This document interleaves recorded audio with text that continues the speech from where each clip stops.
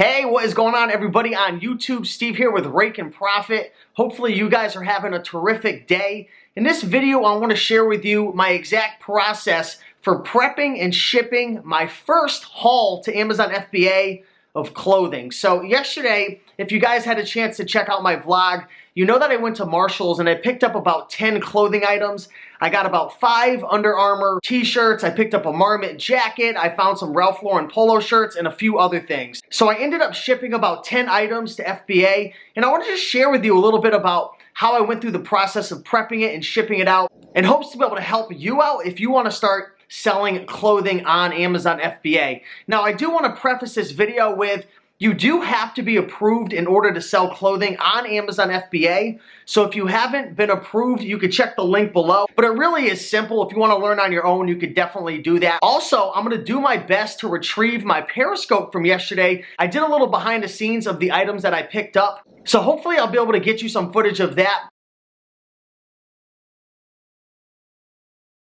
But with that being said, let's dive into this video and let's talk about how I went through prepping and processing and shipping out the clothing items. So to start at step 1, the first thing that I did with each clothing item was I cut off the Marshall's tag. I did buy it from Marshall's. If you guys are buying it from outlets or any other store, make sure to cut off like the discounted tag. So I had like a Marshall's tag on it that said originally $99, marked down to $59, and then knocked down again to $12. So make sure to take off that tag. Now, don't get me wrong, you don't want to take off the actual tag that's associated with the brand. So for example, if you have a Ralph Lauren polo shirt and there's 2 different tags on it, one from Marshall's and one from the actual manufacturer, Ralph Lauren, leave the Ralph Lauren one on it, but you want to cut off the other one. So I went through all my 10 items and I cut off the tag. So the next thing I did was I laid out my clothing items on a table and I folded them up really nice. Just like you were shipping out an item in a poly bag to eBay, I did the exact same thing. I folded it up really nice, and then I picked up a poly bag, and this is a really big one. I only had like gigantic poly bags. I need to buy some smaller ones, but I folded it up really nice and I put it inside of this poly bag.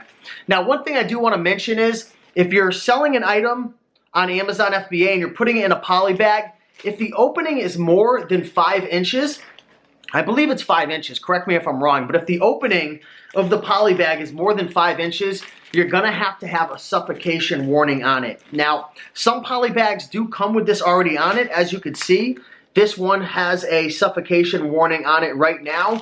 It says, keep this bag away from babies and children. Do not use in cribs, beds, carriages, and playpens, etc., etc. So make sure if it's more than 5 inches to have that disclaimer on it. Now, these bags were so big and gigantic that when I put the clothing item in it, it was only like halfway filled up. So what I had to do was I had to fold the bag over 2 to 3 times so it was nice and presentable. And what that did is it actually blocked the suffocation warning from being able to read easily. So what I did was I took another suffocation warning, and these are stickers. It just says, warning, keep away from small children. The thin film may cling to nose and mouth and prevent breathing. I got this at simplepackingSupplies.com. All I did was I just stickered this on top just because I didn't want to have any issues just in case Amazon didn't like the fact that it was kind of hidden a little bit. So like I said, start at square one, cut off the tag that's not associated with the brand, fold it up really nicely, put it in the poly bag, and then make sure it has a suffocation warning on it. So that's what I did, and I did that for all 10 items. It was really, really easy. And then the next step was I printed off my FNSKUs and I labeled it on each bag. So if you're not sure what an FNSKU is, it's actually these little labels that you print off and put onto your item, the little barcodes.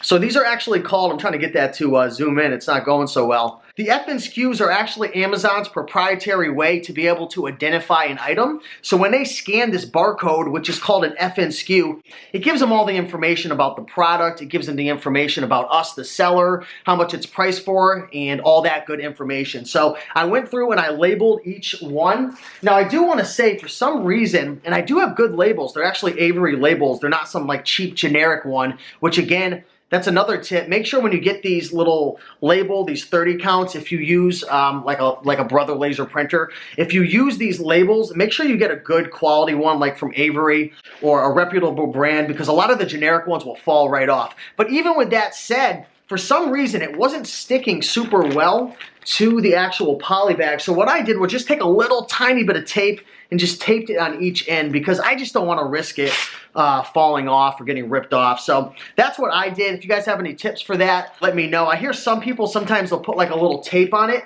and then put the actual label on the tape and it sticks a little better. That's what I did. So again, guys, I prepped it up. I put it in here. I folded it up and then I printed out the labels, the barcode on each one, and put the F in SKU on the bag. And then pretty much what I did was I created my shipment. They were all going out to one location, threw them in a box, taped that box shut, put on the UPS labels, and it was out the door. So it's really not that much different from shipping out any other type of item on Amazon, but I just want to share with you my process for shipping out clothing on Amazon FBA. So I'm definitely going to keep you guys posted with my results.